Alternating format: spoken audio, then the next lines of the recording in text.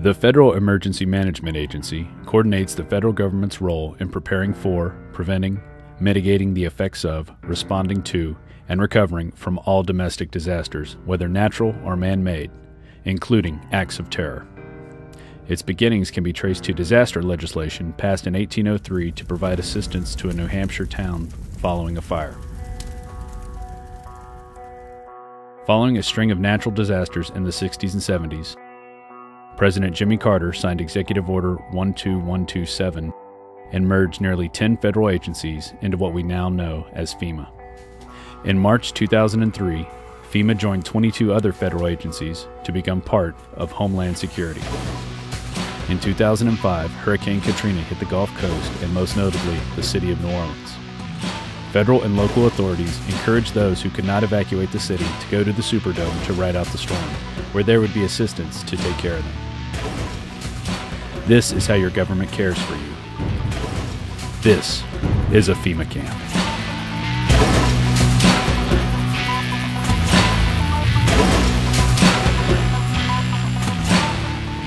And that's all we're hearing about are the people in New Orleans. Those are the only ones that we're seeing on television are the scumbags who were left in New Orleans or who decided to stay in New Orleans, and they're getting all of the attention.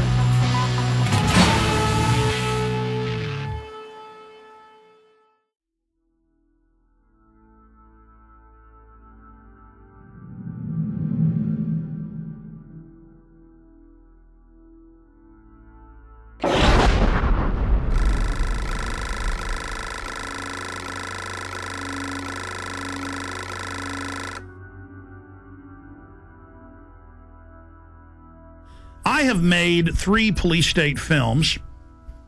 I have also, written books and news articles on the subject. And the problem is when you cover FEMA camps is there's so much evidence, so many congressional hearings, so many news articles, so many documents. The problem is knowing where to start.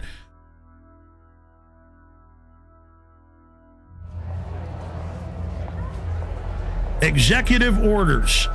This is how they introduce you. See, they're introducing it all. They've denied they're building all this for all these decades. Now as they unveil it, they're putting their PR spin on it. So Executive Order 10,990 allows the government to take over all modes of transportation and control of highways and seaports. That's been reaffirmed under PDD 51, under the John Warner Defense Authorization Act and others. Executive Order 10,995 allows the government to seize and control the communication media. Executive Order 10,997 allows the government to take over all electrical power, gas, petroleum, fuels, and minerals. Executive Order 10,998 allows the government to seize all means of transportation, including personal cars, trucks, and vehicles of any kind, and total control over all highways, seaports, and waterways. Executive Order 10999 allows the government to take over all food resources and farms. Executive Order 11,000 allows the government to mobilize civilians into work brigades under government supervision. Executive Order 11,001 allows the government to take over all health, education, welfare functions. What's happening through the imploded economy that the foreign central banks are engineering? See, they make you be beholden to the government. Designates the Postmaster General to operate a national registration of all persons. That goes on through the Selective Service. Executive Order 11003 allows the government to take over all airports, aircraft, including commercial aircraft. Remember when they shut down all flights after 9/11? Executive Order 11004 allows the Housing and Finance Authority to relocate communities, build new housing with public funds, designate areas to be abandoned, and establish new locations for populations. Remember Louisiana, Mississippi, Katrina? Brownie, you're doing a heck of a job. The FEMA director is working 24 hours.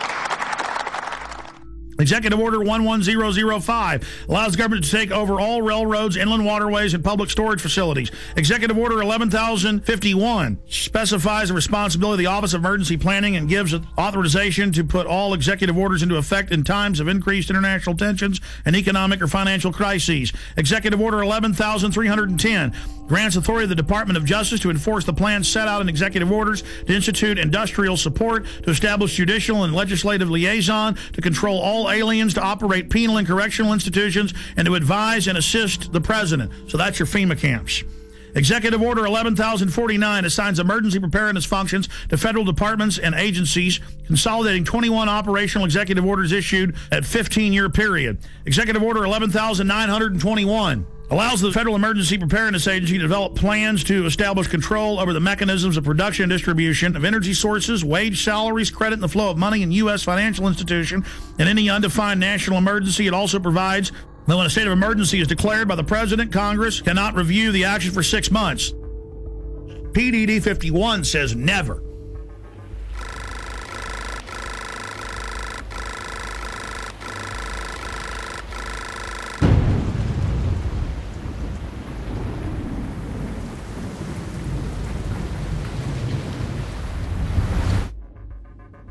Up on screen are photocopies of the Miami Herald, and this goes back into the 1980s when they had congressional hearings dealing with shadow government and martial law. There's the headline, The Secret Government. And it talks about secret summits, a plan to take over the government. And it shows the people that were in charge of the continuity of government, Dick Cheney and others. And then we have a congressional hearing where we have Congressman Jack Brooks and others during Iran-Contra bringing up the secret plans, and they're told by Congressman Inouye that that can't be discussed. It's a national security issue. In the 1980s, the concentration camp program got a big boost. Colonel North, in your work at the NSC, were you not assigned at one time to work on plans for the continuity of government in the event of a major disaster? Mr. Chairman. I believe that question touches upon a highly sensitive and classified area, so may I request that you not touch upon that, sir.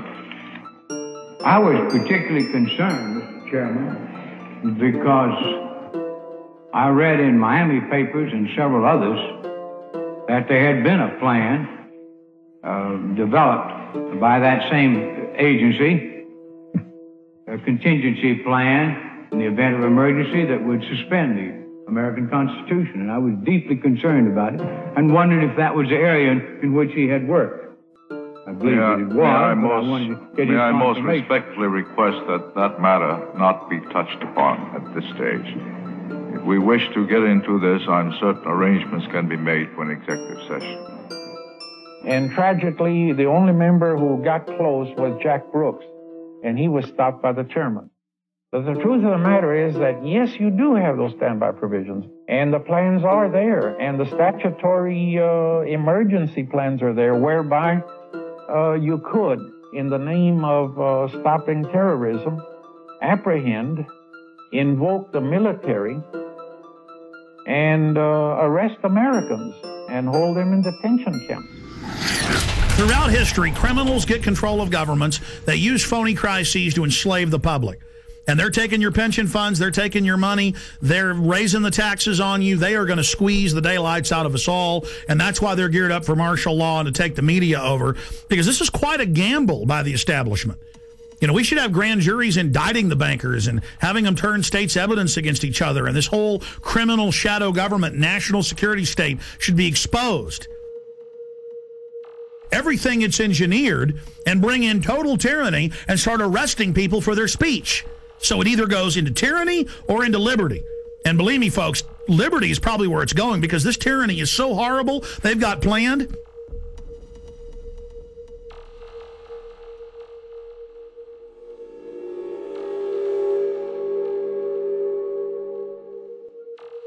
Let's go ahead and go to Congressman a year and a half ago on the Homeland Security Board wanting to know about PDD 51. Now, this fight went on for a year. The cover sheet of Presidential Decision Directive 51 stated the president's a dictator. Congress has no power during any emergency, including economic. So now Congress isn't involved in continuity of government when Congress is co-equal to the president and the courts. In fact, the Founding Fathers said Congress was above the courts and the president, but then later courts said, no, they're equal. Now they're saying they're not. Okay? Because it's harder for a dictator to take control in the Congress because there's 500 people. separation of powers. The president is where your main dictator will come from, so it's the weakest. It follows the orders of Congress and then executes those orders. But then the chairman of the Homeland Security Committee said, I am co-equal with the president in national security. Let me see PDD 51. And they were told no. But the cover sheet alone states the president's a dictator. Then we see last year PDD 51 being executed and members of Congress, Senator Inhofe and others, being told martial law will be declared if you don't hand total control and immunity over to the banks. And they followed orders and did it. So the martial law is now in place. And with that comes the FEMA camps. Will we get to that place? Not if we expose it. But we're already got our neck in the noose here. Is the executioner going to pull the lever? I don't know. Let's continue with the congressman talking about PDD 51. Most Americans would agree that it would be prudent to have a plan to provide for the continuity of government and the rule of law in case of a devastating terrorist attack or natural disaster. A plan to provide for the cooperation, the coordination, and continued functioning of all three branches of the government. The Bush administration tells us they have such a plan. They introduced a little sketchy public version that's clearly inadequate and doesn't really tell us what they have in mind. But they said, don't worry, there's a detailed classified version. But now they've denied the entire Homeland Security Committee of the United States House of Representatives access to their so-called detailed plan to provide for continuity of government. They say, trust us. Trust us, the people who brought us Katrina, to be competent in face of a disaster. Trust us, the people who brought us warrantless wiretapping and other excesses eroding our civil liberties. Trust us. Maybe the plan just really doesn't exist, and that's why they won't show it to us. I don't know. Or maybe there's something there that's outrageous. The American people need their elected representatives to review this plan for the continuity of government. All right, that's Congressman Peter DeFazio. Now, that was a year and a half ago. Mr. DeFazio, the cover sheet says the president's a dictator and that Congress has no authority over continuity of government. That's why they're now saying Congress can't see it, because they're declaring and executing that power.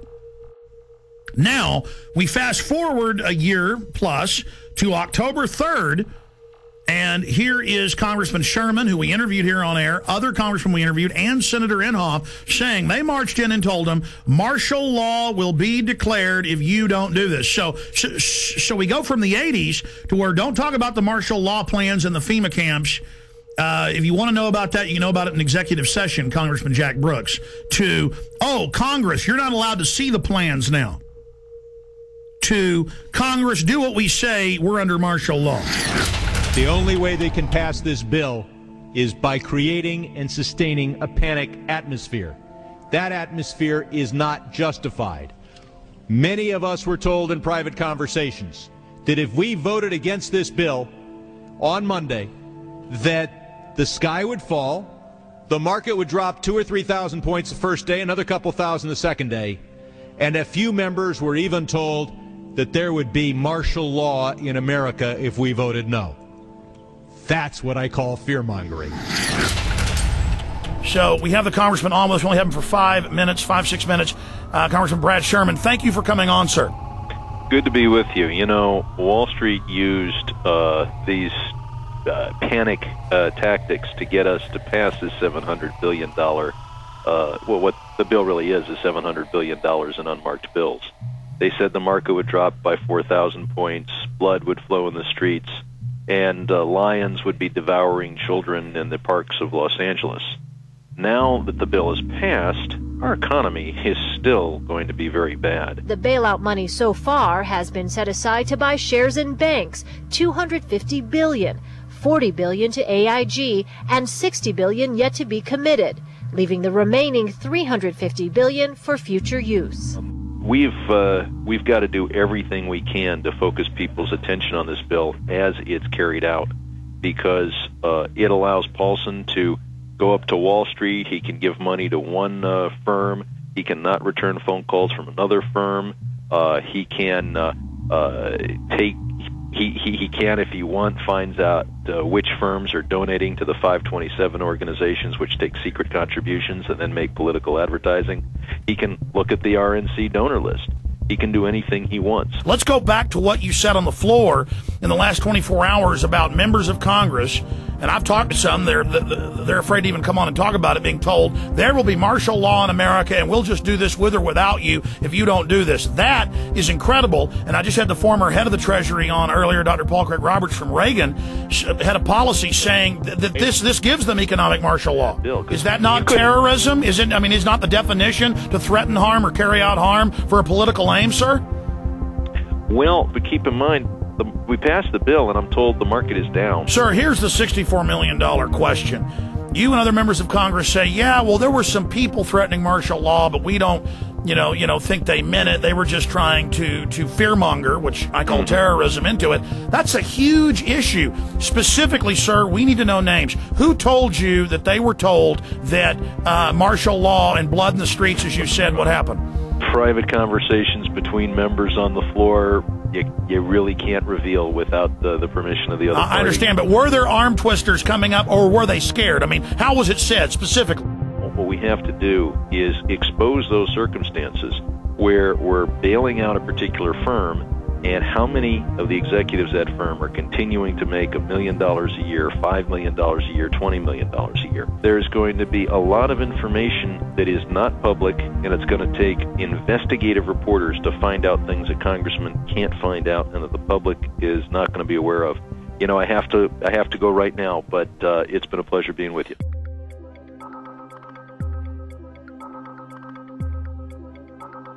Somebody in D.C. was feeding you guys quite a story prior to the bailout, a story that if we didn't do this, we were going to see something on the scale of the Depression. There were people that were talking about, martial law being instituted, civil unrest, all this kind of stuff. Who was feeding you this information? That's Henry Paulson.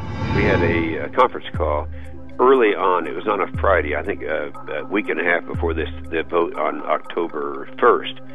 So it would have been the middle, what was it, 19th of September, okay. We had a conference call.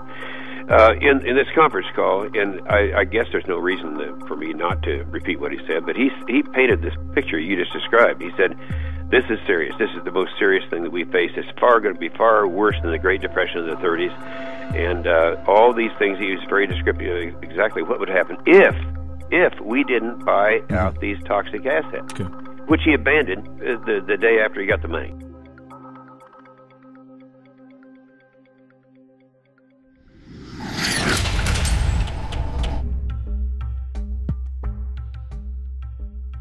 Okay, here's our top story.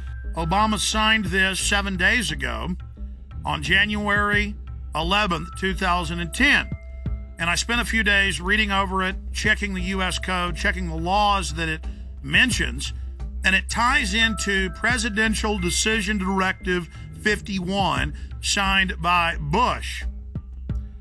And remember, Congress wanted to get the full Presidential Decision Directive and accompanying executive order. Would be prudent to have a plan to provide for the continuity of government and the rule of law in case of a devastating terrorist attack. The Bush administration tells us they have such a plan. But now they've denied the entire Homeland Security Committee of the United States House of Representatives.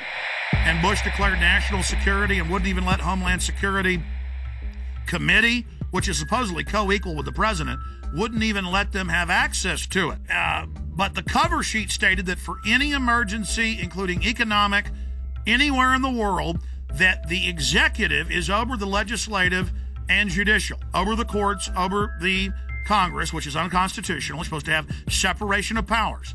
The people aren't supposed to be divided, what the government always tries to do. The government's supposed to be divided so that you can't ever get a dictatorship. Well, this is what the founders said. This is what America is. It's why we love the Declaration of Independence and the Constitution and the Bill of Rights. So President Bush signed this national security directive. And it says the continuity of government program will enhance the credibility of our national security posture and enable more rapid, effective response and recovery. And it goes on. The catastrophic emergency means any incident, regardless of location in the world, that results in extraordinary levels of mass casualties, damages, or disruption severely affecting the U.S. population, infrastructure, environment, economy, or government functions. And under this, the president is over the governors, he's over the legislatures of the states, he's over the Congress, and Congress has no authority. And then Congress asked for the full secret document, and it's still classified to this day. Obama has continued breaking his promise of transparency and has not released the full text of this and other memorandum. Connected into this is his new announcement.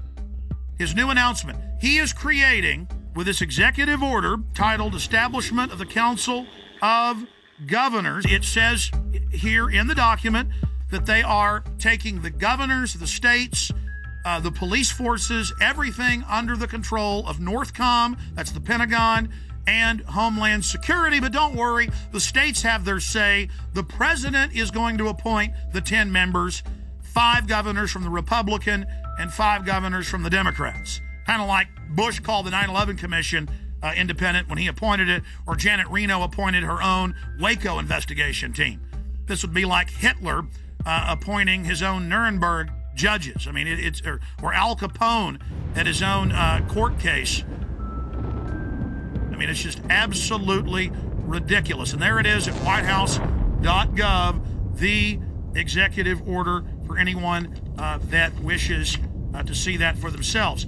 Separately, I have the Rand Corporation's plan that they put out last year. And this plan, the Stability Police Force of the United States, justification, options for creating U.S. capabilities. This has already been implemented covertly in the last 15 years. But now they're just being open about it.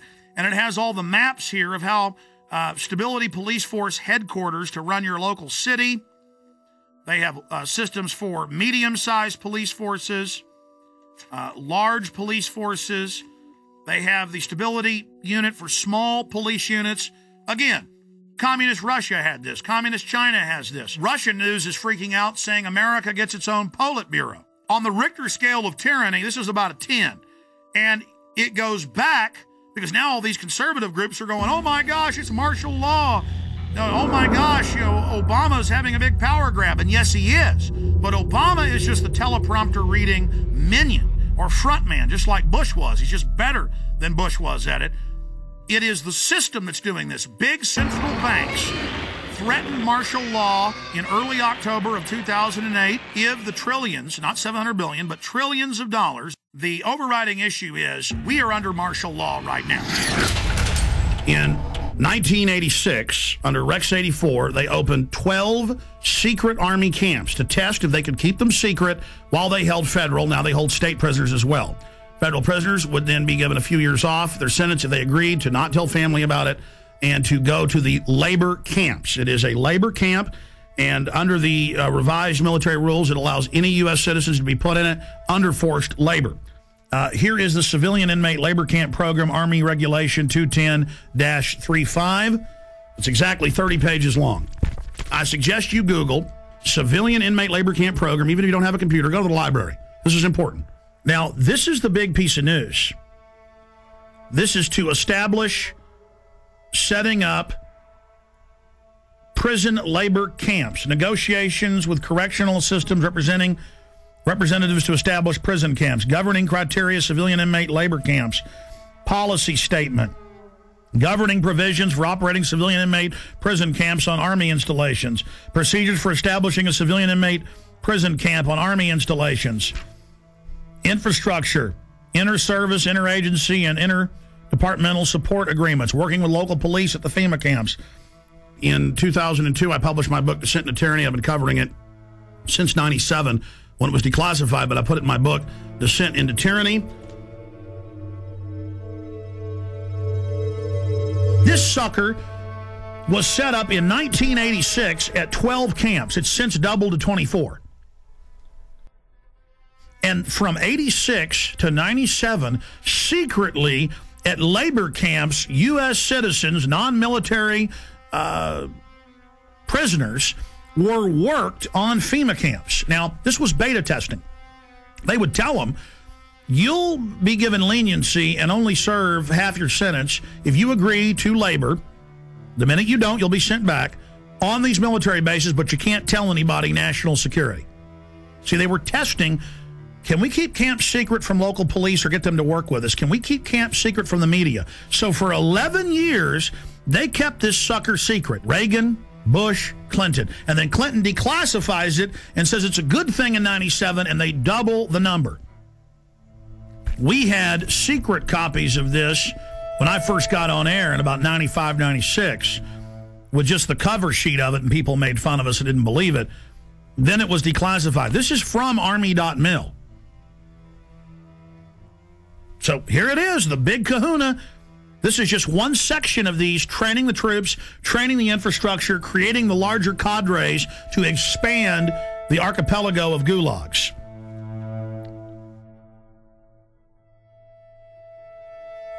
New legislation authorizes FEMA camps in the United States. And it says 6 major camps across the country with hundreds of sub-region camps. Now, if you watch my films and read the documents we put out, that's exactly what we said the camps are and how they operate, because we reverse engineered all this. The camps are already built. It's when they want to openly announce they're doing it that they then pass a law. And they say, oh, all these shut down military bases that they've been keeping refurbished and putting barbed wire facing in and putting in showers and bunks, and we knew that those were to be the FEMA camps, because in the FEMA documents and the congressional leaks and from people that worked at the camps, we knew, and we would list the camps. Then we noticed when it was declassified in 97 that the very camps that had been, quote, decommissioned under the base closure, because they'd said back in the 80s under Rex 84 they were going to use the camps in Congress. So we said, you want to know where the camps are? They're old military bases, and they're old POW camps from Italians, Germans, and Japanese. Guess what's in here? Guess what's in the bill? They've reintroduced the National Compulsory Service under H.R. 1444. It says for mandatory national service. Defense Department announces civilian expeditionary workforce in Pentagon Directive 1404.10. It says management retains the authority to direct and assign civilian employees either voluntarily or involuntarily or on an unexpected basis to accomplish DOD mission. So, see, they're saying they're going to create a 7 million man. That was in the New York Times. The Congress said. I kept saying 1 million because Obama said as big as our army, as big as the military. That'd be 1 million people. They say 7 million now, and that they're going to draft you into this, and they'll decide, no more draft boards, if you stay here or if you go overseas.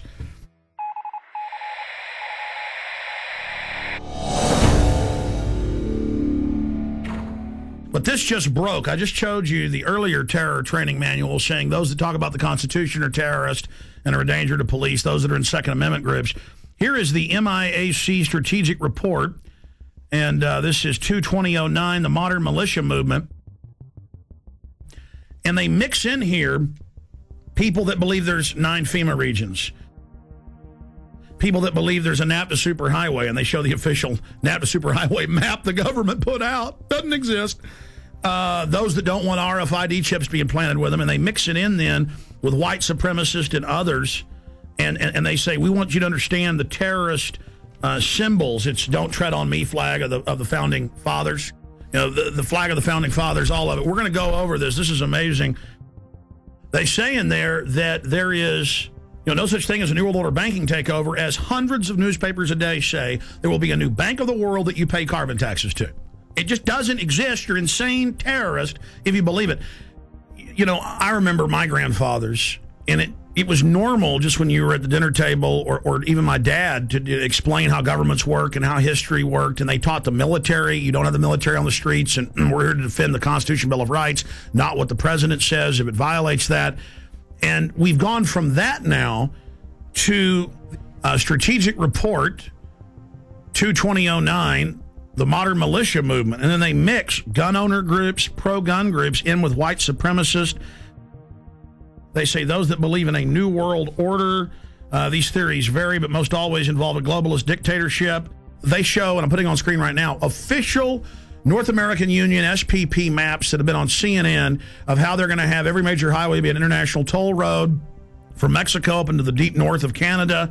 And they just say it doesn't exist. These people are insane. I mean, this is a high level of psyop, isn't it, Gerald Celente? Well, you know, that's the way they always do things. You know, they lump them all together, and it's one size fits all. I have a question. Do you believe that the military will fire on its people?